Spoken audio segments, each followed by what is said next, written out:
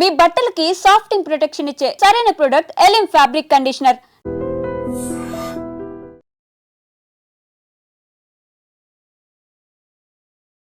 ప్రభుజీ గీతా జయంతి అన్నారు కదా, గీతా జయంతి అంటే ఆ రోజు రచించడం జరిగిందా, చెప్పడం జరిగిందా, ఎందుకు అది గీతా జయంతిగా చెప్పబడింది? పుస్తకం పుట్టినరోజు చూసారా అండి?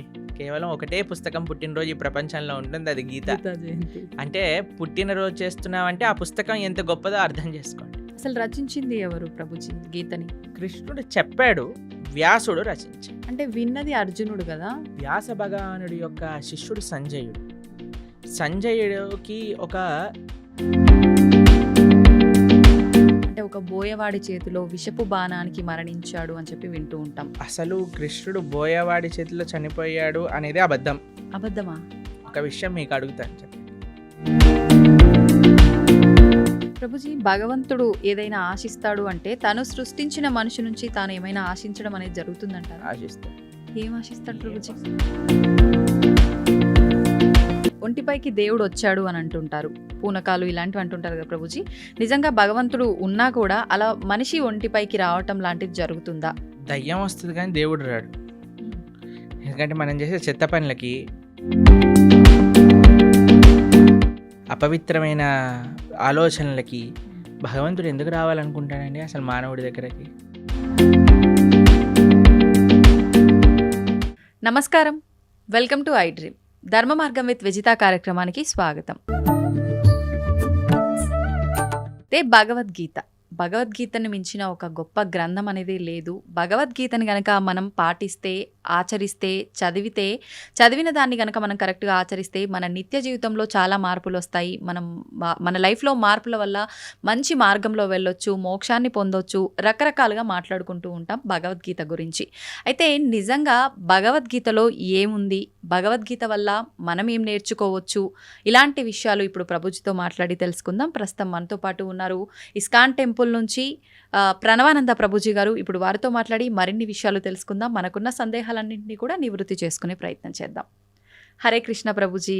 హరే కృష్ణ ప్రభుజీ, కృష్ణుడి విషయానికి వస్తే కృష్ణం వందే జగద్గురు అనే ఒక మాట ఎక్కువగా వినిపిస్తూ ఉంటుంది. అసలు దీన్ని ఏ విధంగా అర్థం చేసుకోవాలంటారు? కృష్ణుడు జగద్గురువులు గీతాచార్యులై అయ్యారు.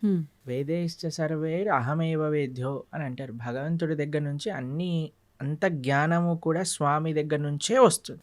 జ్ఞానానందమయం దేవం నిర్మల స్ఫటికాకృతిం ఆధారం సర్వ విద్యానాం హయగ్రీవం ఉపాస్మహే అని అంటారు. భగవంతుడి దగ్గర నుంచే బ్రహ్మగారికి జ్ఞానం వచ్చినది. బ్రహ్మగారు ఆ జ్ఞానాన్ని అందరికీ అందించారు. కాబట్టి అన్ని పరంపరలు కూడా సాక్షాత్తుగా నారాయణ నుంచే ప్రారంభమవుతాయి. నారాయణ సమారంభం అని అంటామన్నమాట.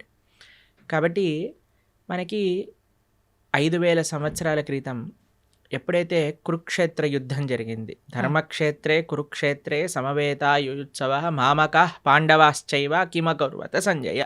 అయితే కృష్ణుడు ఒక యుద్ధ భూమిని ఎందుకు చూస్ చేసుకున్నారు అని కానీ మనం ప్రశ్నిస్తే చూడండి, ఎప్పుడైనా India Pakistan world cup final last ball 2 runs to win ఉన్నప్పుడు ఎవరు ఏ పని చేస్తున్న వాళ్ళైనా సరే, క్రికెట్ ఇష్టం ఉన్న వాళ్ళైనా సరే, లేని వాళ్ళైనా సరే అందరూ వచ్చి చూస్తారు ఏమవుతుంది ఇప్పుడు. అవునా కాదా చెప్పండి? అవును ప్రభుజీ, కరెక్ట్.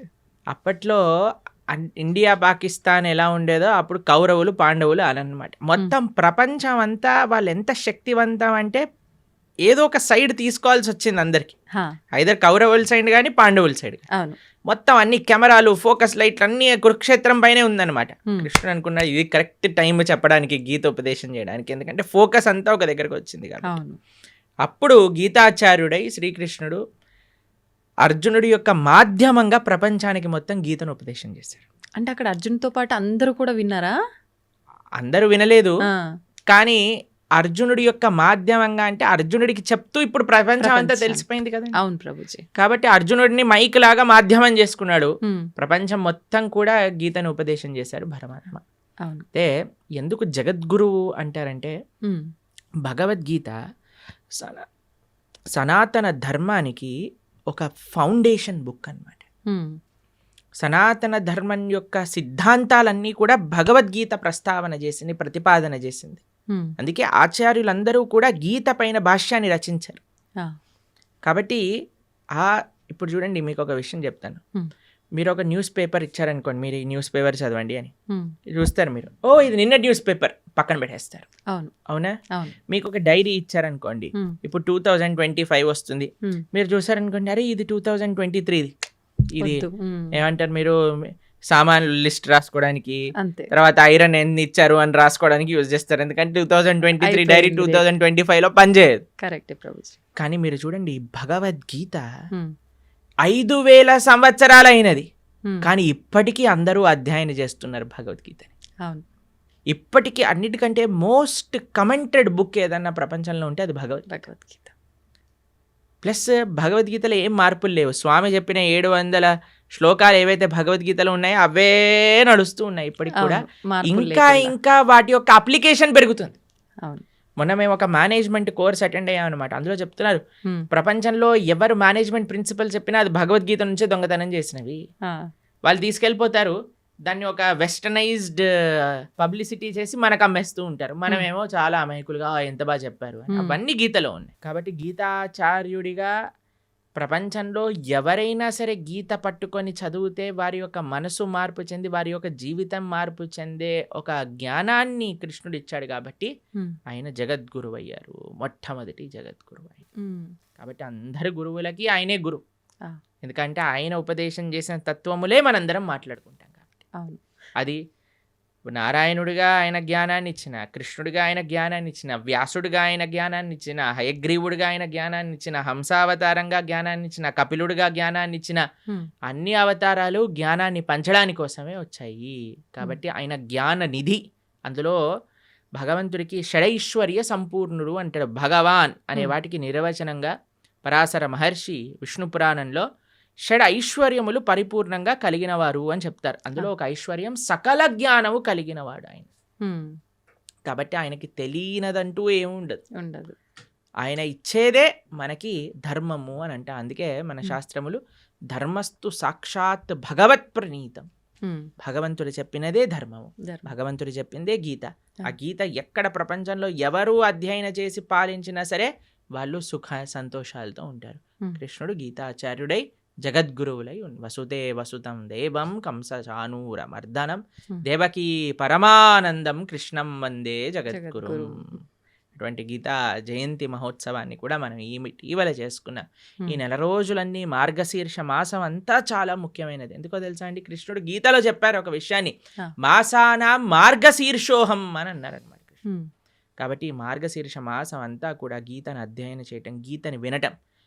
మన ప్రణవానంద దాస్ అనే ఛానల్ ఉంటుంది యూట్యూబ్లో, అందులో మనకి ప్లేలిస్ట్లో ఒకసారి మనం 18 అధ్యాయాలకి 18 గంటలు మనం ప్రవచనం అని చెప్పామన్నమాట.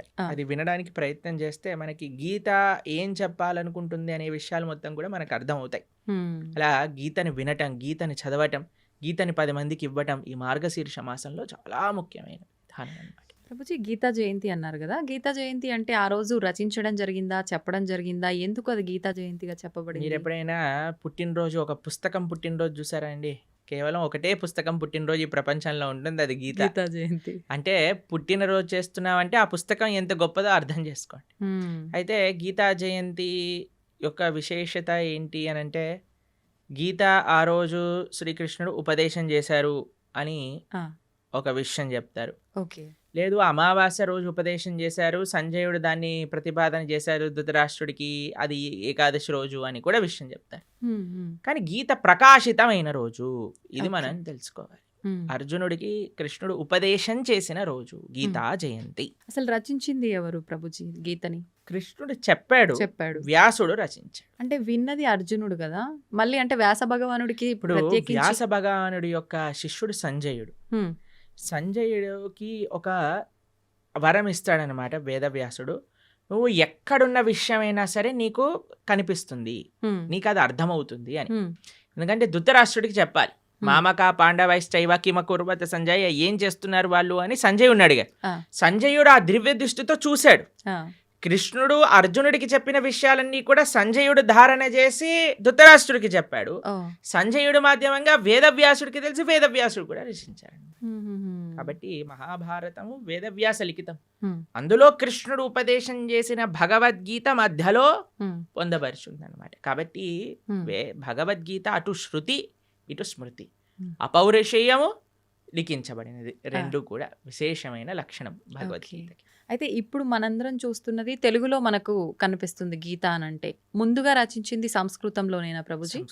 సంస్కృతంలో ఉన్నప్పుడు అంటే ఎవరంటే వాళ్ళు చదవడానికి అంటే బ్రహ్మాండంగా గీతని ఎవరైనా చదువుకోవచ్చు. చిన్నపిల్లలు, స్త్రీలు, వృద్ధులు, పురుషులు ఎవరైనా సరే గీత అధ్యయనం చేసుకోవచ్చు, బ్రహ్మాండంగా చదువుకోవచ్చు. ఇలా ప్రభుపాదుల వారి దయ వల్ల ఆయన ఏం చేశారంటే గీత యొక్క యాక్సెసిబిలిటీ ఎలా పెంచారు అని అంటే ఏ లాంగ్వేజ్ సుమారుగా 70 కంటే ఎక్కువ లాంగ్వేజెస్లో శ్రీల ప్రభుపాదుల వారి యొక్క భగవద్గీత ట్రాన్స్లేట్ చేయబడింది. మీకు ఒక విషయం చెప్తాను, లాస్ట్ 50 yearsలో 55 కోట్ల గీత పుస్తకాలు వితరణ చేసింది ఇస్కాన్. 55 కోట్ల పుస్తకములు వితరణ చేశారు ప్రపంచ వ్యాప్తంగా. అది గొప్ప విషయం అన్నమాట. కాబట్టి అలా మనం ఈ గీతా వితర అనేది చాలా ముఖ్యమైన సేవ. కాబట్టి మీరు ఏ లాంగ్వేజ్లో శ్రీల ప్రభుపాదుల భగవద్గీత యథాతథం అని మీరు టైప్ చేశారనుకోండి, మీకు ఈజీగా లభించేస్తుంది. దాన్ని చక్కగా మనం చదువుకోవటమే. అది తెలుగులో అంటే తెలుగులో, ఇంగ్లీష్లో అంటే ఇంగ్లీష్లో, హిందీలో అంటే హిందీలో, అన్నిట్లో ఉంది.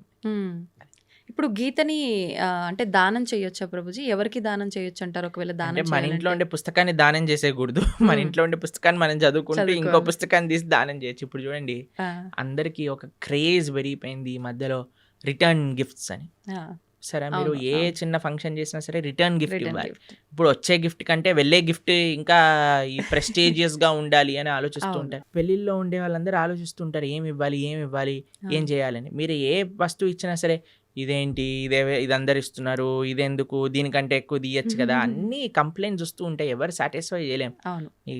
నా పర్సనల్ సజెషన్ ఏంటి అంటే, సనాతన ధర్మంలో ఉండే వాళ్ళు ఎవరైతే వివాహం చేసుకుంటారో రిటర్న్ గిఫ్ట్గా అందరికి ఒక గీతా పుస్తకాన్ని ఇవ్వండి. మంచి సలహా ప్రభుజీ. ఏదో ఒక ఆధ్యాత్మిక పుస్తకాన్ని ఇవ్వండి. దాన్ని ఏదో వంక పెట్టలేడు కదా, పెట్టలేరు, ప్రసాదంగా తీసుకుంటాడు కదా. చదివితే వాడు బాగుపడతాడు, మీకు ఆ పుణ్యం వస్తుంది. ఇప్పుడు చూడండి ఎన్ని మంచి విషయాలు ఉన్నాయో. ఒక వివాహంలో ఎంత కోట్లు ఖర్చు పెట్టేస్తున్నారండి. ఇప్పుడు మీరు చూసే ఉంటారు కదా. అసలు వివాహం పైన కాదు, వెనకాల ముందుండే తోకల పైన. అసలు వివాహం 10 నిమిషాలు అయిపోవాలి, మిగతావన్నీ రోజులు చేసేస్తున్నారు. సరే చేసుకొని ఇవ్వండి, కానీ కనీసం పెళ్లి రోజే ఇదైనా చేయండి. కనీసం సనాతన ధర్మ ప్రచారం అవుతుంది, మీకు పుణ్యం వస్తుంది, తీసుకున్న వాడికి ఒక ఆపర్చునిటీ దొరుకుతుంది గీతను చదువుకోవడానికి. కాబట్టి ఎంతమంది అయితే వివాహాలు చేసుకుంటున్నారో మీరు, కానీ ఈ వీడియో మీ దగ్గరకు వస్తే మీకు కృష్ణుడు ఒక అవకాశాన్ని ఇస్తున్నారు గీత పంచడానికి అని అనుకోండి. మాకు ఎంతో మంది తెలుసండి, చాలా మంది పెద్ద పెద్ద ఆఫీస్ ఫంక్షన్స్ జరిగినప్పుడు, ఏదైనా జరిగినప్పుడు, మొన్నే మేము ఆదిలాబాద్లో ఉన్నప్పుడు ఒక ఆయన 108 భగవద్గీత పుస్తకాలు తీసుకెళ్ళి వాళ్ళ ఇంట్లో జరిగే ఉత్సవంలో అందరికి ఇవ్వాలి అని తీసుకెళ్ళారనమాట. కాబట్టి తప్పకుండా మీకు కానీ గీత పుస్తకాలు కావాలి అని అంటే ఇస్కాన్ ఆదిలాబాద్కి మీరు కాంటాక్ట్ చేయండి. మీకు ఎన్ని వేలు కావాలంటే అన్ని 1000 పుస్తకాలు మేము పంపిస్తాం. చక్కగా మీరు రిటర్న్ గిఫ్ట్ రూపంలో గీత పుస్తకాన్ని ఇవ్వండి. అప్పుడు మీరు అడగచ్చు, వాళ్ళు చదవరండి, చాలా మంది ఇంట్లో ఉంటే చాలండి. మీకు ఒక స్టోరీ చెప్తాను. ఒకళ్ళకి మేము గీత ఇచ్చామన్నమాట. వాళ్ళు అన్నారు మా ఇంట్లో చదవరండి పుస్తకాలు అన్నారు. మీ పిల్లలైనా మీరు చదవకపోతే మీ పిల్లవాడు ఏం చదువుతాడండి, వాడికి అసలు ఇంట్రెస్ట్ లేదండి అని. సరే అయ్యా మీ ఇంట్లో పెట్టుకో, ఎవడైనా వచ్చినప్పుడు చదువుతాడు వాడు అని అన్నాను. సరే అని వాళ్ళ ఇంట్లో పెట్టుకున్నారనమాట. పెట్టుకుంటే వాళ్ళ ఇంట్లోకి హైదరాబాద్లో ఉంటారు వాళ్ళు. అయితే వాళ్ళ ఇంట్లో ట్రీట్మెంట్ కోసం అని వాళ్ళ చుట్టాలు ఎవరో 3 రోజుల కోసం వచ్చారట హైదరాబాద్లో ఉండడానికి. అయితే 3 రోజులకి పాటు ట్రీట్మెంట్, హాస్పిటల్కి వెళ్ళి ఇంటికి రావటం అలా జరుగుతుంది. వాళ్ళు అనుకున్నారట సాయంత్రం పూట ఏం చేయాలి అని. వాళ్ళకి పుస్తకం షెల్ఫ్లో గీత కనిపించింది. అయితే మేము చెప్పాము ఎవరో ఒకరు చదువుతారు, మీరు ఉంచుకోండి ఇంట్లో అని అన్నాను. అంతే. వాళ్ళు తీసుకున్నారు, వాళ్ళు చదివారు, వాళ్ళకి చాలా నచ్చింది ఆ పుస్తకం. వాళ్ళ ఇంటికి తీసుకెళ్ళిపోయారు. వాళ్ళు ఉండేది ఎక్కడో మహబూబ్ నగర్ ప్రాంతంలోనే ఎక్కడో. వాళ్ళు గీత చదివి వాళ్ళు భక్తులైపోయారు.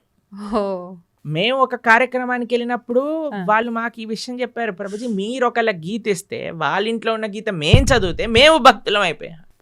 ఎవరికొకరికి ఉపయోగపడింది. ఎవరికొకరికి ఇప్పుడు బాంబు పెట్టారనుకోండి ఎక్కడో ఒక చోట పేలుతుంది కదండి. అలానే గీత కూడా అంతే, మన దగ్గర ఉండాలంతే. మీరు చదవకపోతే మీ పిల్లలు చదవకపోతే మనవాళ్ళు మనవరాళ్ళు ఎవరో ఒకరు చదువుతారు. గీత ఉన్న దగ్గర తరించకపోవటము అంటూ ప్రశ్నే లేదు. గీత ముట్టుకున్నవాడు, చూసినవాడు, దర్శించుకున్నవాడు, ఒక పేజ్ చదివినవాడు, ఒక అక్షరం చదివినవాడు అందరూ తరిస్తారు. దాంట్లో ఎటువంటి డౌటే లేదు. ఏ లాంగ్వేజ్ లో ఉన్నది చదివినా కూడా మనకు ఏ లాంగ్వేజ్ లో ఉన్న గీతా మహాత్యం చెప్తుంది. గీత ఎక్కడైతే ఉంటే అది సాక్షాత్తుగా ప్రయాగ క్షేత్రంతో సమానము. కాబట్టి మన ఇంట్లో మనకి చాలా ముఖ్యమండి. మనకి మీకు సాంప్రదాయంలో చూస్తే మనం మంగళం అని మంగళహారతి భగవంతుడికి సమర్పణ చేస్తాం. అందులో శాస్త్రాలకు కూడా మనం మంగళహారతి సమర్పణ చేస్తాం అన్నమాట. ఏవైతే వైదికమైన గంధములు మన ఇంట్లో ఉంటాయి. కాబట్టి ప్రతి ఒక్కళ్ళింట్లో గీత, భాగవత, రామాయణాదులు ఉండవలసినదే.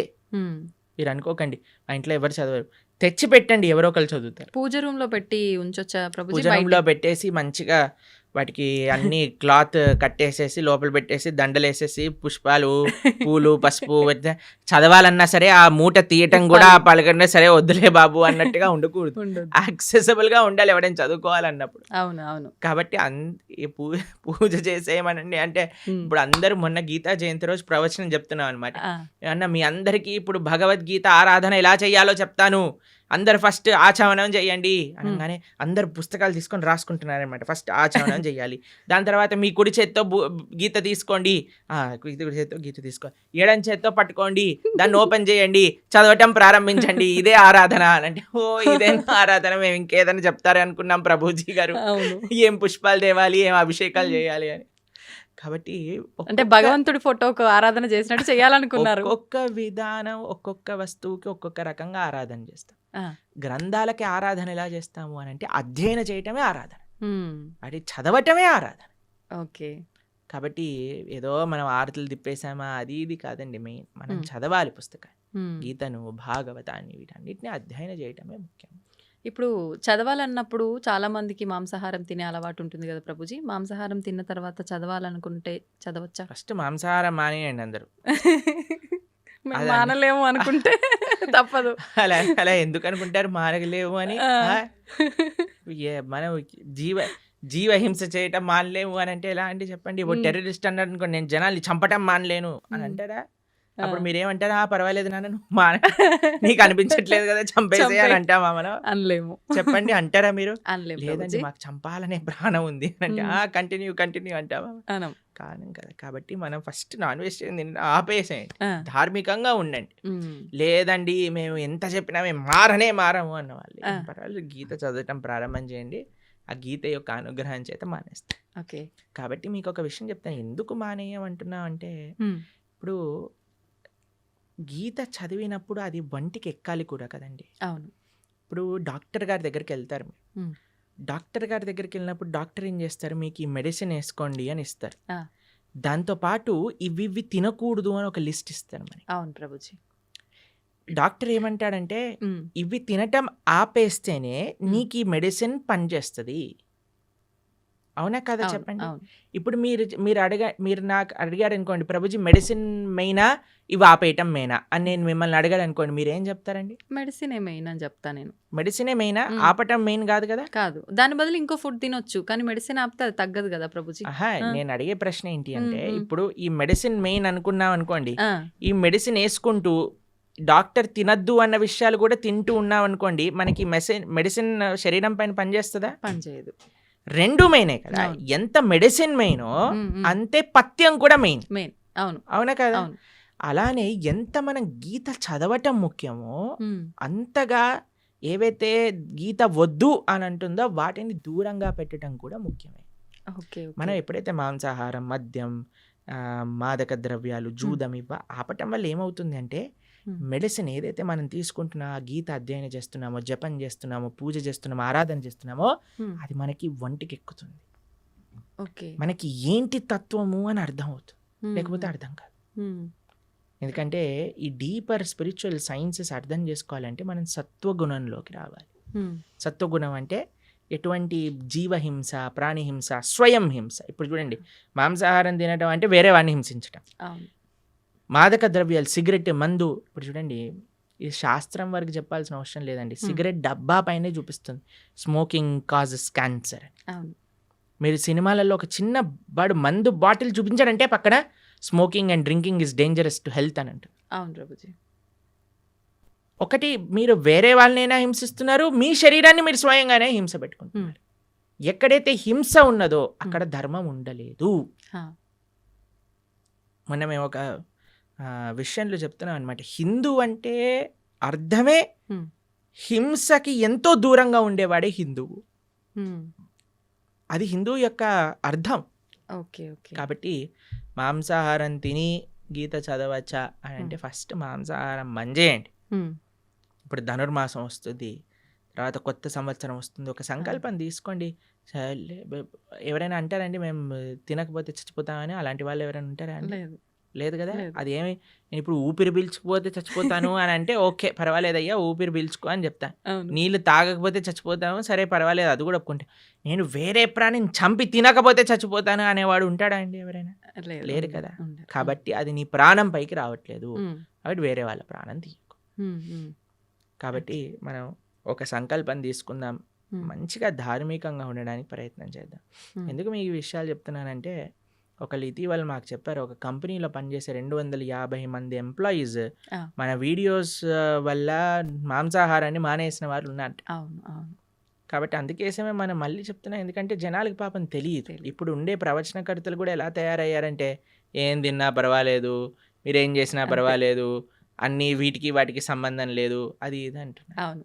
కానీ అలాంటి వాళ్ళు ఉన్నప్పుడు మనకి ధర్మం ఏంటో తెలిసినప్పుడు మనం కరెక్ట్గా చెప్పాలి కదా, అది మన కర్తవ్యం కదండి. కాబట్టి అందుకోసం చెప్తున్నాం. కాబట్టి మంచిగా ధార్మికంగా ఉండండి, మంచి భగవంతుడి యొక్క కృప పొందే విధంగా ఉండాలి. కాబట్టి గీత చదవండి. గీత చదివిన విషయాలు ఎప్పుడైతే మనం అర్థం చేసుకుంటామో అప్పుడు మన చెడు అలవాట్లన్నీ కూడా ఒకదాని తర్వాత ఒకటి పోతాయి, అట్లా ఎటువంటి సందేహం లేదు. ప్రభుజీ, ఇప్పుడు ఆహార నియమాలు అయితే పాటించాలి ఆధ్యాత్మికంగా మనం ఉన్నప్పుడు, మన ధర్మ ప్రకారంగా శాస్త్రంలో ఏం చెప్పబడిందో అని అన్నారు. అయితే ఆహార నియమాలు పాటించడం వరకు ఓకే, కానీ ఆహారం కూడా తినకుండా, అంటే ఉపవాసం తినకుండా పూజలు చేయమని అలా ఉందా మన ధర్మంలో? అంటే ఏం చెప్తారు? మీకు విషయం తెలుసా, ఇప్పుడు పెద్ద థియరీ నడుస్తుంది, మీరు ఇంటర్నెట్లో చూడండి ఈ విషయం గురించి. ఎంత మనం తక్కువ తింటే అంత మన ఆరోగ్యం బాగుంటుంది. అవును. మీకు ఒక సైంటిస్ట్, అవార్డ్ విన్నింగ్ సైంటిస్ట్ ప్రతిపాదన చేసింది, 15 రోజులకు ఒకసారి కానీ ఉపవాసం ఉంటే క్యాన్సర్ని మొత్తం క్యాన్సర్ సెల్స్ని తినేస్తుంది బాడీ అని, ఫుల్ బాడీ డీటాక్స్ అయిపోతుంది అని. 15 రోజులకు ఒకసారి వచ్చేది ఏకాదశి. మనం ఏకాదశి ఉపవాసం ఉండండి రా అంటే దేవుడు అలా ఉండమన్నాడా, ఇది చేయమన్నాడా అని అంటారు. కానీ వెస్టర్న్ సైంటిస్ట్ వచ్చి do this fasting and you will be cancer cells will be gone అనగానే ఓ వా అని అంటారు మన వాళ్ళు. అది మన దగ్గర ఉండే ఒక మూర్ఖత్వం అంటారు చూడండి, అమాయకత్వము, అజ్ఞానము అని అనొచ్చు మనం. కాబట్టి మన శాస్త్రం ఏదైతే చెప్తుందో అది జాగ్రత్తగా ఆచరించటం వల్ల మనకు తెలుస్తుంది. ప్రతిదీ ప్రశ్నించాల్సిన అవసరం లేదండి. మనం ఏం చేయాలంటే ఫస్ట్ ఆచరించాలి. ఇప్పుడు మీకు స్కూల్లో అడ్మిషన్ ఇచ్చారనుకోండి, యూనిఫామ్ వేసుకోండి, సాక్స్ ఈ కలర్లో ఉండాలి, షూస్ ఇలా ఉండాలి, పాలిష్ చేసుకొని రావాలి, హెయిర్ స్టైల్ ఇలా ఉండాలి, ఆడపిల్లలు అయితే జడ వేసుకొని రావాలి అని చెప్తారు. ఎందుకు జడ వేసుకోవాలి, ఎందుకు యూనిఫామ్ వేసుకోవాలి, ఎందుకు షూ పాలిష్ చేసుకోవాలి, ఇవన్నీ అడగం, చెప్పింది చేస్తాం. చెప్పినప్పుడు స్కూల్లోకి వెళ్ళినప్పుడు ఓ ఇది అందరూ కామన్గా ఉండడానికి, ఇది డిసిప్లిన్గా ఉండడానికి, మనకి బాధ్యత నేర్పించడానికి, క్లీన్లీనెస్ నేర్పించడానికి, ఒక యునైటెడ్ కాన్షియస్నెస్ రావడానికి, ఇవన్నీ ఎప్పుడు వస్తాయి? ఆచరిస్తూ ఉన్నప్పుడు, 10 మందిని చూస్తున్నప్పుడు వస్తాయి. కానీ మన లోపల ఏమైపోయింది, ఫస్ట్ ఏం చేయాలన్నా సరే ప్రశ్నించడం ప్రారంభం చేసాం. ఇది చేయండి రా, ఎందుకు చేయాలి, ఇది చేస్తేనే దేవుడు కరుణిస్తాడా, ఇది చేస్తేనే ఇది అవుతుందా, లేకపోతే అవ్వదా? ప్రతిదానికి ఆన్సర్ ఉంటుందండి. కానీ ఎవరికి చెప్తాము? ఎవరైతే వినయంగా ఆచరిస్తున్నారో అటువంటి వారికి చెప్పచ్చు, మూర్ఖంగా వాదించే వాడికి చెప్పలేము. కాబట్టి ఉపవాసం ఎందుకోసము, ఇలా వ్రతం ఎందుకోసము, లేదా ఒక పూజా విధానం ఎందుకోసము అని అంటే అది మనల్ని భగవంతుడి దగ్గరికి తీసుకెళ్తుంది, భగవత్ ప్రీత్యర్థం. మన ఆరోగ్యం బాగుండటం ఇవన్నీ సెకండరీ. కొన్ని నియమాలు శాస్త్రములు చెప్పాయి, ఈరోజు ఇలా ఉండండి, ఈరోజు ఇలా ఉండండి అని. మన పెద్దలు చెప్పిన మాట, పెద్దల మాట పెరగన్న మూట అంటాం కదండి. పెద్దలు చెప్పిన మాటే పెరగన్న మూట అంటే శాస్త్రం చెప్పిన మాట ఇంకెంత మంచిది చెప్పాలి. కాబట్టి ఆచరించడం ప్రధానం. ఒకసారి ఆచరించడం ప్రారంభం చేస్తే మనకి ఎవరిని అడగకుండా తెలిసిపోతుంది ఎందుకు చేయమన్నారు ఏంటి, ఆ బెనిఫిట్స్ మనమే చూస్తాం. ఇప్పుడు ఒక ఆహార నియమాన్ని చెప్పామనుకోండి, దాన్ని ఆచరిస్తూ ఉన్నప్పుడు కన్సిస్టెంట్గా మనకు తెలుస్తుంది, అరే మన జీవితం ఎలా మారింది, మన క్లారిటీ ఆఫ్ మైండ్, థాట్, మన జీవన శైలి, మనం మాట్లాడే విధానం, మన ఆలోచనలు, మన స్ట్రెస్, మన డిప్రెషన్, మన యాంగర్ అవన్నీ ఎట్లా తగ్గుతుంది. లేదు నాకు ప్రూవ్ చేయి తర్వాత మానేస్తానంటే ఎలా చెప్పండి. అవును, కాదు కదా. కాదు. ఇప్పుడు ఇప్పుడు ఇంజనీరింగ్ కాలేజ్లో ఒకటి జాయిన్ అవుతున్నాడు, నాకు జాబ్ ఇస్తేనే నేను జాయిన్ అవుతా అంటాడా? అన్నారు. నువ్వు జాయిన్ అవ్వు, నువ్వు చదువు, అవును, అప్పుడు నీకు జాబ్ వస్తుంది, అంతే కదా. ఫస్ట్ నాకు ప్లేస్మెంట్ ఇవ్వు తర్వాత జాయిన్ అవుతానంటే ఎలా అండి? అవును. ఫస్ట్ నువ్వు జాయిన్ అవ్వు, ప్రాసెస్ని ఫాలో అవ్వు, అప్పుడు మొత్తం క్లియర్గా వస్తుంది. అయితే ప్రభుజీ నాది ఒక చిన్న డౌట్, అంటే ఇలా ఆలోచించడానికి కారణం ఇది అయి ఉంటుందేమో అని. కొన్ని అంటే ఇప్పుడు సైంటిఫిక్గా ప్రూవ్ చేసిన తర్వాత మీరు చెప్పినట్టుగా నమ్ముతున్నారు అంటే అది మనకి ఎప్పుడో ఉంది శాస్త్రాల్లో.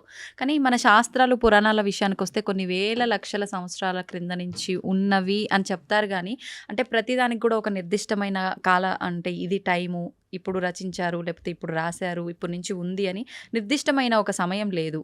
అందుకని చెప్పి ఎలా దీన్ని ఒక మూఢనమ్మకం. నిర్దిష్టమైన సమయం ఉంటుందండి? ఎందుకంటే దానికి నిర్దిష్టమైన సమయమే లేదు, అనాదిగా వస్తుంది. భగవంతుడు ఉన్నప్పటి నుంచి జ్ఞానం ఉన్నది. భగవంతుడు బ్రహ్మకు ఉపదేశం చేశారు వేదాలు. ఎప్పుడని ఎలా చెప్తాం? ఆది అని అంటాం. అవును, ఆదికి టైం ఇన్ఫినిటీకి ఎప్పుడు అయిపోతుంది? ఇన్ఫినిటీ చెప్పండి అంటే ఎలా అంటాం? చెప్పలేం. అలానే ఒక స్టార్టింగ్ పాయింట్ అంటూ లేదండి. కొన్ని విషయాలకు చెప్పచ్చు. భగవద్గీత 5,000 సంవత్సరాలు అయింది, ఎందుకంటే కృష్ణుడు ఆవిర్భావం అప్పుడైంది. కృష్ణుడు 125 సంవత్సరాలు ఉన్నప్పుడు అర్జునుడికి భగవద్గీత ఉపదేశం చేశారు. ద్వాపర యుగం అయిపోయింది, కలియుగం స్టార్ట్ అయిపోయింది. కాబట్టి సుమారుగా ఇన్ని సంవత్సరాలు. ఇప్పుడు కృష్ణుడు పుట్టినరోజు ఏదైతే కృష్ణాష్టమి చేసుకుంటారో అప్పుడు రాస్తారు 5,000 ఇన్నో సంవత్సర జన్మాష్టమి అని. కొన్ని నిర్దేశాలు ఉంది, కానీ అపౌరుషేయమైన వేదములకు ఎలా చెప్తాను చెప్పండి. వ్యాసుల వారు 5,000 సంవత్సరాల క్రితం వేద విభజనను చేశారు. అన్ని ఎంతో పైలప్గా ఉన్న వేదాలన్నింటినీ 4 కేటగిరీస్గా చేసి చక్కగా ఈజీగా అండర్స్టాండ్ అయ్యే విధంగా మనకు అందించారు. కాబట్టి దానికి ఒక లెక్క ఉంది. ఓకే, కాబట్టి అన్నిటినీ, అందుకే ఇందాక అన్నట్టుగా మనము ఇప్పుడు టీచర్ ఇక్కడ అమెరికా ఉంది అని మనం మ్యాప్లో చూపించేసింది అనుకోండి, వెళ్ళొచ్చాక నమ్మం కదండి. అమెరికా ఉంది అంటే అమెరికా ఉంది. ఇప్పుడు ఎగ్జామ్ పేపర్లో ఈ కాంటినెంట్ ఏంటి, అమెరికా రాసిస్తాం. కానీ టీచర్ని అడగమను ఏంటి ప్రూఫ్ చూపించమని. కాబట్టి శాస్త్రాన్ని మనం యథాతథంగా ఫస్ట్ మనం కొద్దిగా నమ్మకాన్ని ఇన్వెస్ట్ చేసినప్పుడు ఆ నమ్మకం బట్టి మనకి ఆ శాస్త్రం అనేది ప్రస్ఫుటితం అవుతుంది, మన మనసులో గోచరం అవుతుంది, మనకి విషయాలు తెలుస్తూ ఉంటాయి. దానికి భాగవతోత్తముల యొక్క సాంగత్యం, సద్వైష్ణవ ఆచార్యుల యొక్క సాంగత్యం, గురువుల యొక్క సాంగత్యం, పరంపరాగతమైన గురు పరంపర యొక్క సాంగత్యం ఎప్పుడైతే దొరుకుతుందో అప్పుడు మన మిగతా విషయాలన్నీ కూడా మనకు తెలుస్తాయి. ప్రభుజీ, గీతని ఉపనిషత్తు అని అంటుంటారు. ఎందుకని ఉపనిషత్తు అంటారు? ఉపనిషత్తులో ఉండే జ్ఞానం అంతా కూడా గీతలో ఉన్నది. ఇప్పుడు చూడండి, మీరు పాలు తీసుకున్నారనుకోండి, 10 లీటర్ల పాలు తీసుకున్నారు, దాన్ని బాగా మీరు వేడి చేస్తూ ఉన్నారనుకోండి, కొద్దిసేపు అయ్యాక ఎర్రగా మారుతాయి. దాని తర్వాత ఇంకా చాలా కండెన్స్ అయిపోతుంది, దాన్ని రబడీ అంటారు. తెలుసా? మీరు రబడీ తిన్నారా ఎప్పుడైనా? రబడీ చాలా కండెన్స్ అయిపోయింది అనుకోండి, ఖోవా అయిపోతుంది. ఖోవాతో బిల్లలు చేశారనుకోండి, చాలా అద్భుతంగా ఉంటుంది. ఖోవా బిల్లలు తిన్నారా? తిన్నాను. చూడండి, ఇంత పాలు కండెన్స్ అయ్యి రబడీ అయ్యి, రబడీ కండెన్స్ అయితే ఖోవా బిల్లలు అయ్యాను అనుకోండి, ఎంత స్వీట్గా ఉంటుంది. అలా శాస్త్రములు ఎన్నో ఉన్నాయి, వాటి యొక్క సారాంశం ఉపనిషత్తులు. ఉపనిషత్తుల యొక్క సారాంశం గీత. సర్వోపనిషదో గావో దోగ్ధా గోపాలనందన. అన్ని ఉపనిషత్తులు కూడా సర్వోపనిషదో గావు, అన్ని ఉపనిషత్తులు కలిపి ఒక ఆవు అనుకుంటే, దుగ్ధా గోపాలనందన, ఆ ఆవు యొక్క పాలు ప్రీతికి పార్థో వత్సః అంటే అర్జునుడు ఒక దూడగా చేసుకొని మన కోసం అందించిన పాలే గీత. గీతామృతం మహత్. అటువంటి గీతామృతం ఏదైతే భగవద్గీత ఉందో అది అన్ని ఉపనిషత్తుల యొక్క సారాంశమే, కాబట్టి అది ఉపనిషత్, గీతోపనిషత్ అని మనం అంటాం. ప్రభుజీ, ఇప్పుడు విష్ణువు అవతారాల్లోకెల్లా, అన్ని అవతారాల్లోకెల్లా కృష్ణుడి ఒక్క అవతారానికి మాత్రమే అంటే ఒక బోయవాడి చేతిలో విషపు బాణానికి మరణించాడు అని చెప్పి వింటూ ఉంటాం. ఎందుకని ఇలా డిసైడ్ చేయబడింది అంటారు? ఎలా సాధ్యపడింది అలా? అసలు కృష్ణుడు బోయవాడి చేతిలో చనిపోయాడు అనేది అబద్ధం.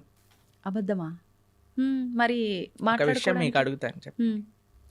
చిన్నపిల్లవాడు 6 రోజులు 8 రోజులు అంత వయసున్న పిల్లవాడికి పూతన అని ఒక పెద్ద రాక్షసి వచ్చింది. ఒకసారి మీరు వినే ఉంటారు కృష్ణుడి యొక్క కథలో. విన్నారా పూతన రాక్షసి? విన్నా. 21 మైళ్ళు ఉండేది ఆ రాక్షసి. ఎంత పిల్లవాడు 6 రోజులు. అటువంటి పిల్లవాడిని పట్టుకొని అలాంటి పూతన సంహారం 6 రోజులకి చేసిన కృష్ణుడు. 21 మైళ్ళు ఉండే రాక్షసి. తృణావర్త, శకటాసుర, కేశి, అరుష్టాసుర, ప్రలంబాసుర, వత్సాసుర, ధేనుకాసుర, ఇలాంటి అసురులందరినీ, అఘాసుర, వ్యోమాసుర, ఇటువంటి అసురులందరినీ చిన్న వయసులో చిన్న పిల్లవాడు ఇలా బొమ్మలతో ఆడినట్టుగా, చిన్నపిల్లలు యానిమల్ బొమ్మలను ఆడతారు చూడండి, అవి చిన్న పిల్లవాడు తీసుకొని ఇలా పడేశాడు అనుకోండి, ఆ డైనోసారస్ వెళ్ళి అలా గోడకి ఎత్తుకుంటుంది. అలా చిన్నపిల్లలు, ఇంత దేవతలందరూ, బ్రహ్మాది దేవతలందరూ వణికిపోయి అసురులందరూ చిన్నపిల్లవాడిగా కృష్ణుడు సంహరించేశాడు. కాళీయ అనే విషపూరితమైన సర్పం పైన నృత్యం చేసి కాళీయుడిని తరింపజేశాడు ఆయన. కస్యానుభావో నదేవ విద్మహే తవాంగ్రిరేణు స్పర్శాధికార. కాళీయుడిని అనుగ్రహించిన కృష్ణుడు ఒకసారి మొత్తం కారు చిచ్చు, మొత్తం అరణ్యంలో అంతా మంట పెట్టుకుంటే అనేసరికి మొత్తం మంటంతా ఆయన లోపలికి వెళ్ళిపోయింది. గోవర్ధనగిరి 21 మైళ్ళు ఇప్పుడు మనం చూస్తున్నాం. బృందావనంలో ఆనాటికి ఎంతో ఉండేది. గోవర్ధనుడికి ఒక శాపం ఉంది, రోజు ఆవగిందంతా తక్కువ అయిపోతావు అని. అందుకోసం ఇప్పుడు చూస్తే కృషించిపోయింది. కానీ కృష్ణుడు ఉన్నప్పుడు ఇంకా మహిమాన్వితంగా ఉండేది.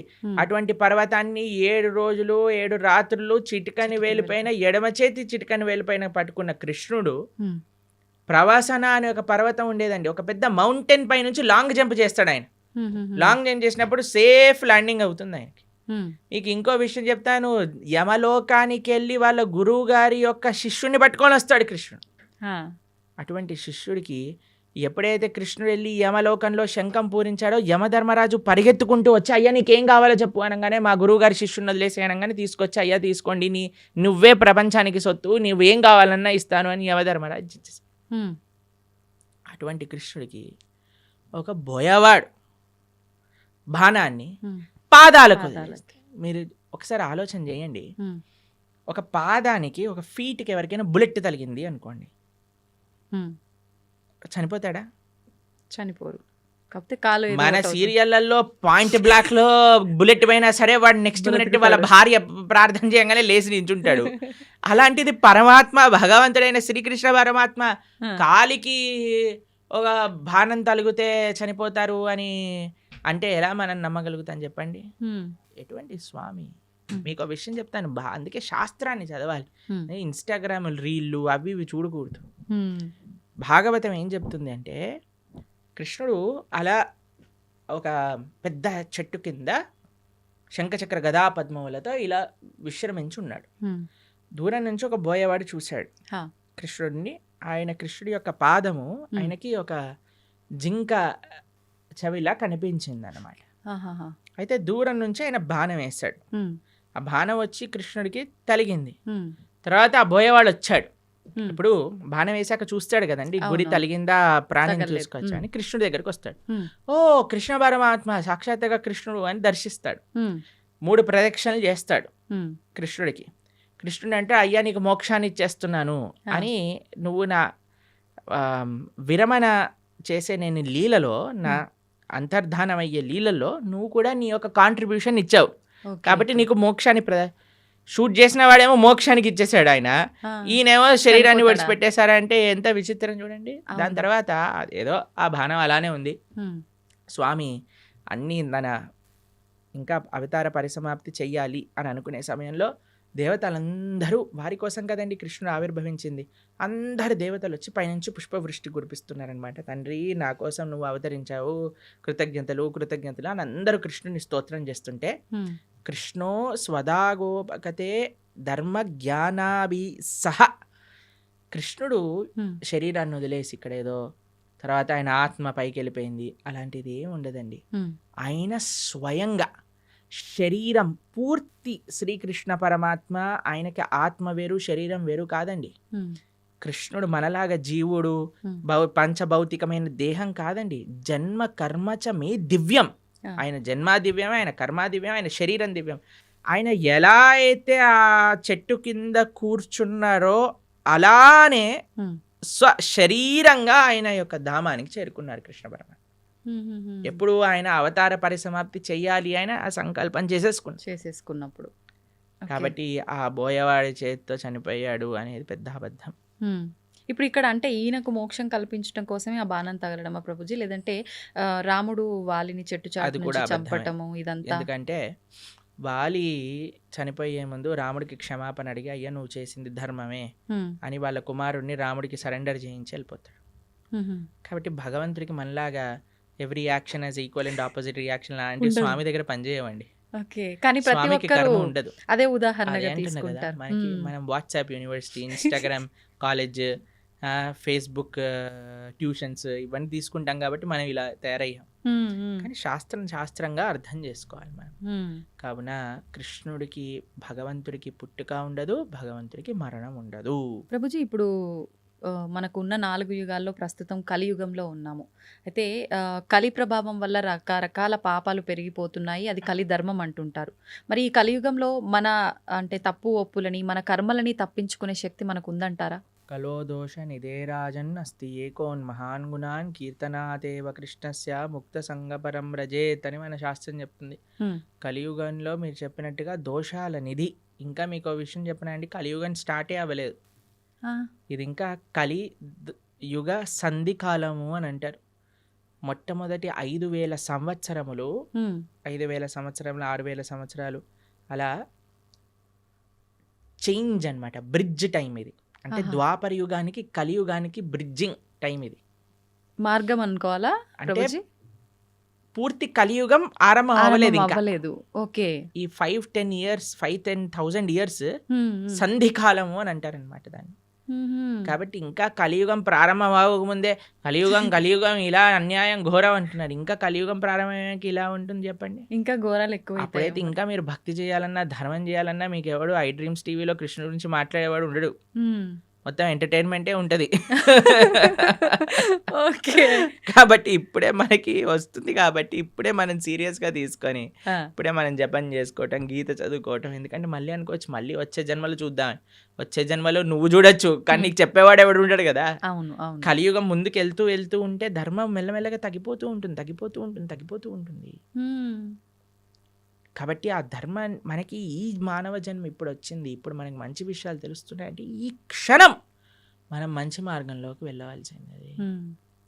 ప్రభుజీ మీరు అసలు కలియుగం ప్రారంభమే అవ్వలేదు, ఇది సంధికాలం అంటున్నారు. కానీ ఈ మధ్య జరిగిన ప్రారంభమైనది కానీ పూర్తిగా కలి ప్రభావం లేదు ఇప్పుడు ఇంకా. Okay okay. కానీ చాలా మంది అసలు కలియుగం యుగాంతమే జరగబోతోంది అని చెప్పి ఇప్పుడు వచ్చిన భూకంపాలు ఈ ప్రళయాలను చూసి అంటున్నారు కదా. టైం ఉంది, ఇప్పుడే లేదా? ఇంకా చాలా టైం ఉంది. ఇంకా 4 లక్షల పైన సంవత్సరాలు ఉంది కలియుగం అయిపోయేసరికి. దాంట్లో ఏమి ఇది లేదు, చాలా అన్యాయాలు పెరిగిపోతున్నాయి. ఇందాక మనం అన్నట్టుగా కలో దోష నిదే రాజన్, దోషములతో కూడుకున్నది కలియుగం. కానీ ఇందులో ఒక గొప్ప విషయం ఏంటి అంటే కీర్తనాదేవ కృష్ణస్య, భగవంతుడి యొక్క కీర్తన, భగవంతుడి యొక్క నామ జపం చేయటం చేత మనిషి తరించిపోతాడు. మిగతా యుగములలో తరించడం చాలా కష్టం. కలియుగంలో చాలా సులభం తరించడం. కేవలం భగవంతుడి యొక్క నామం హరే కృష్ణ కృష్ణ కృష్ణ హరే హరే, హరే రామ రామ రామ హరే హరే ఇది షోడశాక్షరనామ్నాం కలికల్మషనాశనం నాతరపరతరోపాయ సర్వవేదేషు దృశ్యతి. హరిర్నామ హరిర్నామేవ కేవలం కలోర్నాస్తైవ నాస్తైవ గతిరన్యదా. ఇది శాస్త్రం చెప్పింది. ఈ కలియుగంలో తరించడానికి ఇంకొక మార్గం లేదు, హరినామమే మనకి శరణు. యదాప్నోతి తదాప్నోతి కలౌ సంకీర్త కేశవం అని అంట. మిగతా యుగములలో చేసే దాన తప కర్మ క్రియలు అన్నిటి యొక్క ఫలితము కూడా కలియుగంలో కేవలం భగవన్నామం జపం చేయటం చేత వచ్చేస్తాయి. యదాప్నోతి తదాప్నోతి కలౌ సంకీర్త కేశవం. ఆ కృష్ణుడి యొక్క నామస్మరణ అన్నిటికంటే గొప్పది. కాబట్టి ఎన్ని రకాల ఆపదలు మనకున్నాయన్నా, ఎన్ని రకాల డిస్ట్రాక్షన్స్ ఉన్నాయన్నా, ఎవరైతే భగవన్ నామాన్ని పట్టుకుంటాడో వాడికి ఎటువంటి తిరుగు లేనే లేదు. ప్రభుజీ, భగవంతుడు ఏదైనా ఆశిస్తాడు అంటే తను సృష్టించిన మనిషి నుంచి తాను ఏమైనా ఆశించడం అనేది జరుగుతుందంటారా? ఆశిస్తాడు. ఏం ఆశిస్తాడు? ఏ వస్తువుని ఆశించడు, మనస్సుని ఆశిస్తాడు. భగవంతుడికి ఏమీ అవసరం లేదు. భగవాన్ ఆయన అంటారు, ఏది భగవంతుడికి అవసరం లేదు, మనస్సు భగవంతుడికి అవసరం. ఈ ప్రపంచంలో ఉండే వాళ్ళకి ఏంటి, మన డబ్బులు అవసరం, మన అందం అవసరం, మన పలుకుబడి అవసరం, మన వస్తువులు అవసరం, మన ఇల్లు అవసరం. కానీ ఎవరినైనా మీరు అన్నారనుకోండి, మేము ఇప్పటి నుంచి మీరు ఇంట్లోకి వెళ్ళి చెప్పారనుకోండి, మేము వంట చేయను, జాబ్కి వెళ్ళను, ఏమీ చేయను, కానీ 24 గంటలు మీ గురించే ఆలోచిస్తూ ఉంటాను, నిన్నే ప్రేమిస్తూ ఉంటాను అని అంటే ఏమంటారు మీ ఇంట్లో వాళ్ళు? చాలా బ్రహ్మాండం అమ్మా అంటారా? అనరు. ఏమంటారు? పిచ్చి పట్టింది దీనికి ఏదో అయింది అంటారా? ఆ. మీరు భగవంతుడి దగ్గరికి వెళ్ళాలని అనుకోండి, అయ్యా నేను నీకేం పూజ పునస్కారం ఏం చేయలేను తండ్రి, కానీ 24 గంటలు నిన్ను మనసులో స్మరించగలుగుతా అంటే భగవంతుడు ఏమంటాడు? నువ్వే నాకు కావాలి అంటాడు. ఎందుకంటే ఈ ప్రపంచంలో ఉండే వాళ్ళందరికీ వస్తువులు అవసరం, భగవంతుడికి మనస్సు అవసరం. మనం ఏం చేస్తున్నా, ఆ మనస్సు కూడా ఈ ప్రపంచంలో ఉండే వాళ్ళకి ఇస్తున్నాం. కాబట్టి మనము ఈ ప్రపంచంలో ఉండేటప్పుడు మన బాధ్యతలు నిర్వర్తిస్తూ మన మనసుని భగవంతుడికి ఇవ్వాలి. అట్లా అని చెప్పి భగవంతుడికి నాకు ఏది వద్దని చెప్పి ముందు కూర్చొని ధ్యానం చేస్తే బ్రతకలేం కదా ప్రభుజీ, అన్ని కావాలి అలా బ్రతకమని చెప్పాడా కృష్ణుడు? భగవద్గీతలో అర్జునుడు అదే అన్నాడు, నేను వెళ్ళిపోతాను, సన్యాసం తీసుకుంటాను. కృష్ణుడు అన్నాడు, మా మనుస్మర యుద్ధ, నన్ను గుర్తుపెట్టుకుంటూ యుద్ధం చేయాలి నీ కర్తవ్యము అని అన్నాడు. కాబట్టి మనం మన బాధ్యతలను నిర్వర్తిస్తూ భగవంతుణ్ణి గుర్తుపెట్టుకోవాలి, భగవంతుడిని స్మరిస్తూ చెయ్యాలి.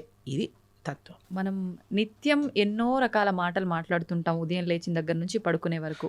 ఈ మాట్లాడే మాటలు సత్యమే పలకాలి, అబద్ధాలు ఆడకూడదు అని చెప్పి అంటుంటారు. కానీ చాలామంది అబద్ధాలు ఆడుతూ ఉంటారు. అయితే భగవంతుడికే తప్పలేదు అబద్ధాలు ఆడటం, మానవ మాత్రం మనకెంత, కురుక్షేత్ర యుద్ధంలో శ్రీకృష్ణుడు అంతటి వాడే అబద్ధాలు చెప్పాడు అని చెప్పి కొంతమంది అంటుంటే విన్నాను. నిజంగా కృష్ణుడు అబద్ధం ఆడాడా? అబద్ధం ఆడటానికి వీళ్ళు ఒక సాకుగా అది తీసుకుంటున్నారా అంటే ఏం చెప్పారు? అబద్ధం అంటే నిర్వచనం ఏంటో తెలుసా అండి? భగవంతుడు ఏదైతే చెప్పాడో దానికి విరుద్ధంగా చెప్పటమే అబద్ధం చెప్పటము అని అర్థం. ఓకే. భగవంతుడు ఏదైనా మాట్లాడాడు అంటే అది అబద్ధం అవ్వదు. ఆయన సత్యం, ఆయన స్వరూపమే సత్యం. అవును. భగవంతుడి కంటే పెద్ద సత్యం ఇంకొకటి లేదు. లేదు. ఆ సత్యం అబద్ధం ఆడినా సత్యమే అవుతుంది. కాబట్టి భగవంతుడు ధర్మస్తు సాక్షాత్ భగవత్ ప్రణీతం. భగవంతుడు ఏం చెప్తాడో అది ధర్మం అవుతుంది. భగవంతుడు మనకి అపరెంట్గా అబద్ధం ఆడాడు అనన్నా సరే ధర్మ సంరక్షణ కోసము, లోక పరిపాలన కోసము అంటాడు. కానీ మనలాగా మన స్వార్థం కోసం మన తప్పులు పక్కన పెట్టుకోవడానికి అనరండి. ఒక వ్యక్తి ఎందుకు అబద్ధం ఆడతాడు? వాడు చేసిన తప్పుని ఇది చేసుకోవడానికి, కప్పిపుచ్చుకోవడానికి. కానీ భగవంతుడు అలా చేయలేదండి. భగవంతుడు ఏదన్నా చేశాడు అని అంటే దాని వెనకాల ఎంతో రీజన్ ఉంటుంది. అంతేగాని నేను కూడా భగవంతుడు ఆడాను కదా అని నేను కూడా చేశాను అనుకోండి, పులిని చూసి నక్క వాత పెట్టుకున్నట్టు అవుతుంది. కాబట్టి మన వాళ్ళకి అన్ని చెడు పనులను సమర్థించుకోవడానికి భగవంతుడి పైన బాణాలు వేసేవాళ్ళు ఫస్ట్ అసలు భగవత్ తత్వం అంటే ఏంటో అర్థం చేసుకోవాలి. ఇప్పుడు చూడండి, మీరు ఒక సిగ్నల్ దగ్గర నించున్నారనుకోండి, మీ దగ్గర సిగ్నల్ దగ్గర ఉన్నారు, మీకు రెడ్ లైట్ పడింది, ఆగారు. ఒక సీఎం, చీఫ్ మినిస్టర్ కాన్వాయ్ పోతుంది, ఆయన జుమ్ జుమ్ జుమ్ జుమ్ అని కార్లు వెళ్ళిపోతాయి. హే వాడు ఎందుకు వెళ్తున్నాడు, నేను కూడా వెళ్తానని మీరు కూడా వెళ్ళారనుకోండి, మిమ్మల్ని తీసి బొక్కలు పడేస్తారు. అంతే కదండి. కాబట్టి ఒక్కొక్కళ్ళకి ఒక్కొక్క పద్ధతి ఉంటుంది, ఒక్కొక్కళ్ళకి ఒక్కొక్క నియమం ఉంటుంది.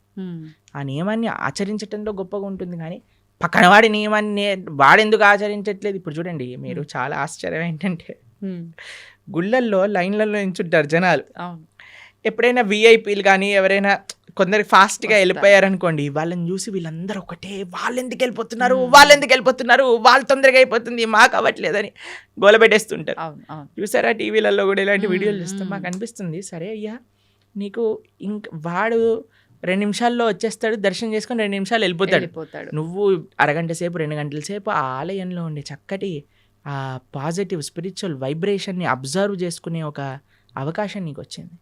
ఒక గీతో, భాగవతమో, ఒక విష్ణు సహస్రనామో, ఏదో ఒకటి భగవన్నామో, కృష్ణ గోవింద రామ నారాయణ అనుకోకుండా ఆ ఆలయంలో ఉండే ఆ పవిత్రమైన ఎన్వైరన్మెంట్ని పాడు చేసే విధంగా ఒకళ్ళపైన ఒకళ్ళు అరుచుకోవటాలు, వాళ్ళు వెళ్ళిపోతున్నారు, మేము టికెట్ కట్టాము, వీళ్ళు వెళ్ళిపోతున్నారు. ఈ గోల్ అసలు ఎంత విచిత్రమో చూడండి. అవును. వాడు అదృష్టవంతుడా, వీడు అదృష్టవంతుడా? మీరు చెప్పినట్టుగా చూస్తే వీళ్ళే అదృష్టవంతులు కదా, చెప్పండి. కానీ ఓపిక తక్కువ కదా ప్రభు. అలాంటి అసలు భగవంతుడు నేర్పించేది ఓపిక. ఆలయంలో ఓపిక పట్టిన వాడు జీవితంలో ఏం ఓపిక పడతారు చెప్పండి. అవును. ఈ వ్యక్తి ఏమన్నా ప్రైమ్ మినిస్టరా తొందరగా వెళ్ళిపోయి దర్శనం చేసుకోవడానికి? లేదు. సరే అయ్యా బిజీ, అందరూ బిజీ ఈ ప్రపంచంలో, ఉమ్, కానీ నీకు ఒక అదృష్టం వచ్చింది కదా, నువ్వే వేరే వాళ్ళని చూసి మనకెందుకు, వేరే వాళ్ళతో పోలికెందుకు, ఉమ్, వాళ్ళు వెళ్ళారు దర్శనానికి, సరే భగవంతుడికి ఇష్టం లేదేమో ఎక్కువసేపు ఈయన నా ముందు కనిపించద్దు, తొందరగా పంపించేస్తాడు, ఉమ్, కానీ నీ పైన ప్రేమ ఉందేమో, నిన్ను ఎక్కువసేపు చూసుకోవాలనుకుంటున్నాడేమో. ఉమ్, కాబట్టి మాకు చాలా బాధేస్తుందండి ఎక్కడైనా ఆలయంలో ఆ ఆ ఫైటింగ్ నేచర్ ఎప్పుడైతే వచ్చేస్తుందో, ఉమ్, ఆ అది అది మొత్తం ఆ అట్మాస్ఫియర్ని పాడు పాడు చేసేస్తుంది. చేసేస్తాం. కాబట్టి భగవంతుడితో మనకొద్దు, వేరే వాళ్ళతో పోలికొద్దు, Hmm. మనము మన జీవితాన్ని పరిశీలన చేసుకుందాం. ఉమ్, నేను ధార్మికంగా ఉన్నానా, ఆధ్యాత్మికత సనాతన ధర్మంలో వేరే వాళ్ళతో కంపారిజనే ఉండదు. ఉమ్, నా జీవితాన్ని నేను భగవంతుడికి ఎలా సమర్పణ చేస్తున్నాను. ఇప్పుడు ఎగ్జామ్లో ప్రిపేర్ అయ్యేది నువ్వు నీ ప్రిపేర్ అవుతావు, కానీ పక్కన వాడు అది ఆ చాప్టర్ వదిలేశాడు కాబట్టి నేను కూడా వదిలేస్తున్నాను, చెప్పని వాడు ఇది చేస్తున్నాడు కాబట్టి నేను కూడా అది చేస్తున్నాను. నీ ప్రిపరేషన్, నీ కాన్ఫిడెన్స్, నీది, నీ ఎగ్జామ్, నీ పర్ఫార్మెన్స్, నీ రిజల్ట్, నీ భవిష్యత్. ఉమ్, అలానే ధర్మానికి వచ్చేసరికి నేను భగవంతుడికి ఆన్సరబుల్. ఒకరోజు భగవంతుడి ముందు నించున్నప్పుడు నేను చెప్పాలి సమాధానం. అవును. ఎంత అబద్ధం ఆడకుండా నేనున్నాను, ధర్మాన్ని ఆచరిస్తూ నేనున్నాను, శౌచం నేను పాటించాను Krishna. You are not answerable to anybody in this world except God. ఇది గుర్తుపెట్టుకున్నాం అనుకోండి, వేరే వాళ్ళని మనం ఏమనం, ప్రశాంతంగా మన జీవితాన్ని చక్కగా మనం మంచి భక్తి మార్గంలో ఉండగలుగుతాం. అవును. నిజంగా ప్రతి ఒక్కరూ అంటే ఇంత జ్ఞానంతో ఆలోచిస్తే తప్ప ఆ వెయిట్ చేస్తున్నాము అనేది భగవంతుడు నిజంగా మీరు చెప్పినట్టు ఎక్కువసేపు నన్ను అలా భగవంతుడు ఉంచాలనుకున్నాడేమో, నాతో అలా పలికించాలనుకున్నాడేమో నామస్మరణ అనే ఆలోచన చేస్తే అంతే గనక కదండి, మనకి నచ్చే వాళ్ళని అంటే హే ఎల్లకెళ్ళకెళ్ళ కొంచెం కూర్చో అంటాం కూర్చోమంటాం. కదా. అవును. అలానే భగవంతుడి దగ్గర కూడా కదండి, భావన అండి, మనసులో ఏదైనా భావన ప్రధానం. ఉమ్, భావన మంచిగా ఉన్న వాడికి జీవితం అంతా బాగా కనిపిస్తుంది. ఉమ్, ఆ భావన లేనివాడు జీవితంలో ఎక్కడ చూసినా సరే వాడు తప్పునే ఎత్తుకుతాడు. అవును. కాబట్టి భగవద్గీత చదవటం వల్ల ఏమవుతుంది అంటే ఉమ్, మన భావన శుద్ధీకరణ జరుగుతుంది. వీ కెన్ థింక్ పాజిటివ్లీ, జీవితాన్ని ఒక కరెక్ట్ పర్స్పెక్టివ్లో మనం చూడగలుగుతాం. ప్రభుజీ, దేవుడు ఉన్నాడు అంటే దయ్యం ఉంది అని అంటారు. నిజంగా దయ్యాలు ఉన్నాయా? ఒంటిపైకి దేవుడు వచ్చాడు అని అంటుంటారు, పూనకాలు ఇలాంటివి అంటుంటారు కదా ప్రభుజీ. నిజంగా భగవంతుడు ఉన్నా కూడా అలా మనిషి ఒంటిపైకి రావటం లాంటిది జరుగుతుందా? దయ్యం నిజంగా దేవుడు ఉన్నాడు కాబట్టి దయ్యం కూడా ఉంది నమ్మాలా, లేదంటే ఇది మూఢనమ్మకమా? దయ్యం వస్తుంది కానీ దేవుడు రాడు.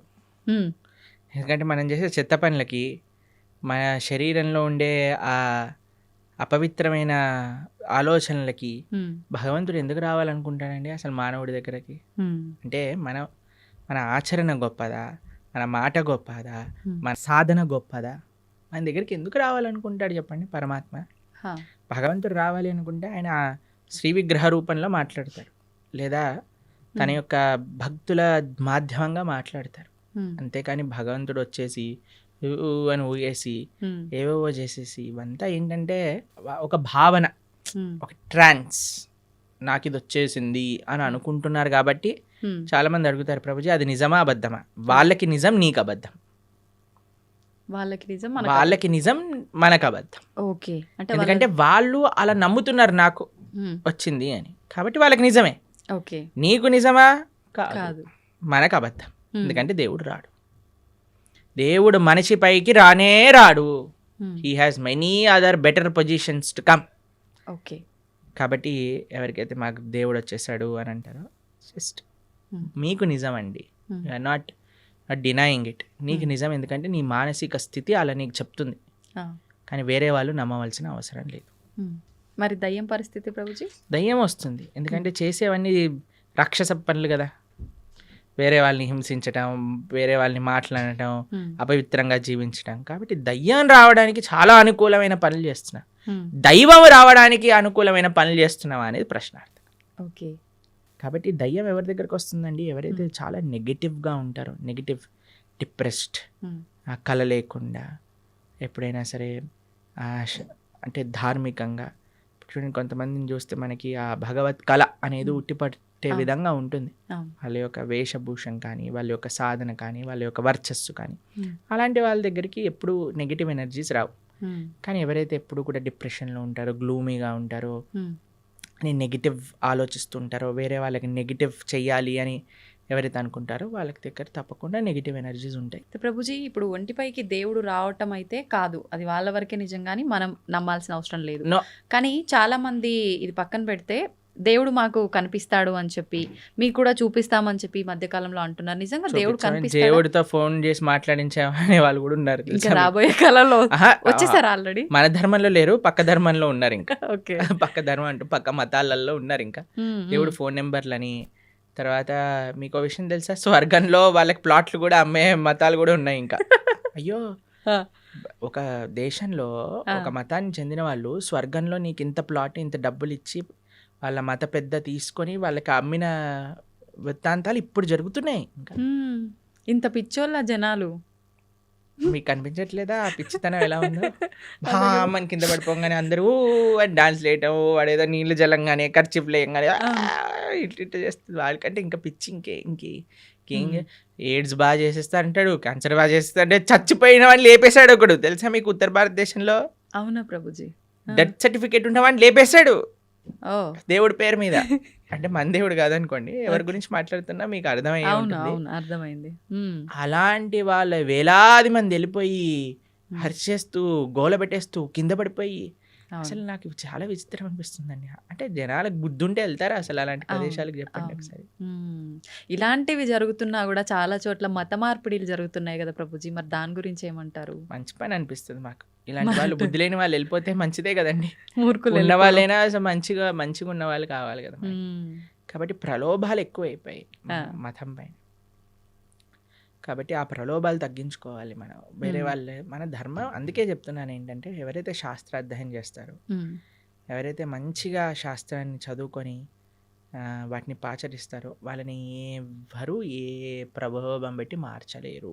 మూర్ఖపు ఆలోచనలతో ఉండి దుర్మార్గపు ఆలోచనలతో ఉన్న వాళ్ళు మాత్రమే ఇది మూఢనమ్మకం అని భావించి ఇంకో దాంట్లోకి వెళ్ళడానికి ప్రయత్నిస్తారు. సంతోషం ప్రభుజీ, చాలా మంచి విషయాలు చాలా అద్భుతంగా వివరించారు, అందరికీ అర్థమయ్యే విధంగా. ధన్యవాదాలు. హరే కృష్ణ.